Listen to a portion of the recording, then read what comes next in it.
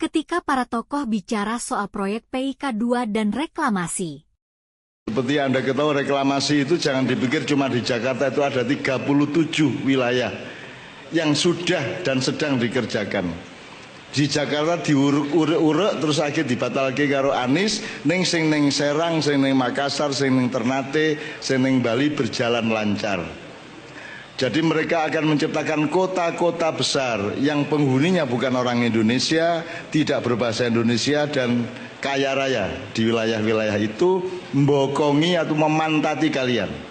Dan sekarang kenyataannya, kalau kita dari Medan sampai ke Lampung, di pesisir timur, itu semua adalah bangunan-bangunan, perumahan, tempat tinggal, maaf, non-pri, mayoritas. Jawa bagian utara, mulai dari Merak, kita jalan, BSD, kita jalan lagi kemana-mana.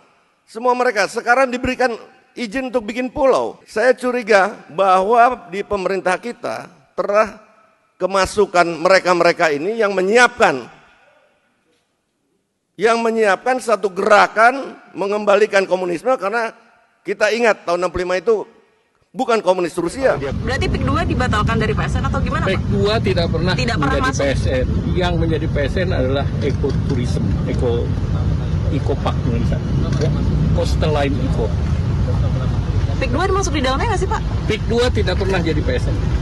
Semacam Kopkamtib, namanya bisa jadi Satgasus, Satgas Satuan Tugas Khusus untuk pemberantasan mafia hukum dan penyalahgunaan wewenang, ya. Nanti Satgas inilah tadi itu ada dari kejaksaan, ada dari kepolisian, ada dari KPK, ada dari OJK, dari BPN, dari KKP, semua dilibatkan. Saya kira ini harus dilakukan oleh Prabowo. Kenapa? Karena ini bukan semata-mata karena ada persoalan dengan rakyat, tapi ini menyangkut kedaulatan negara. Kenapa tadi saya singgung ya? Ini kan kita tahu, tadi saya sebut ada 34 titik pesisir pantai. Tidak hanya PIK ya, termasuk Rempang segala macam yang di Manado, yang di Bali ya. Itu semua direncanakan untuk dibuat koloni, dan itu warga negara asing yang diundang. Nah, kalau sudah warga negara asing ya, artinya secara bisnis mereka ada di pesisir laut, mereka bisa berkomunikasi di antara mereka dengan gampang karena melewati laut, tidak melalui daratan ya. Kemudian ada pangkalan militer Republik Rakyat Cina di Natuna Utara yang bisa menyuplai mereka, tinggal ngirim orangnya. Bagi Republik Rakyat Cina yang jumlah penduduknya 1,5 miliar, mengirim 200 juta orang itu kecil ya? Kecil, 200 juta orang tuh. Dia masih punya 1,3 miliar. 200 juta kirim sudah imbang dengan penduduk ini. Dengan tentara Indonesia aja cuma jumlahnya 600 ribu. Polisi cuma 1.200.000, kirim 200 juta, selesai Indonesia.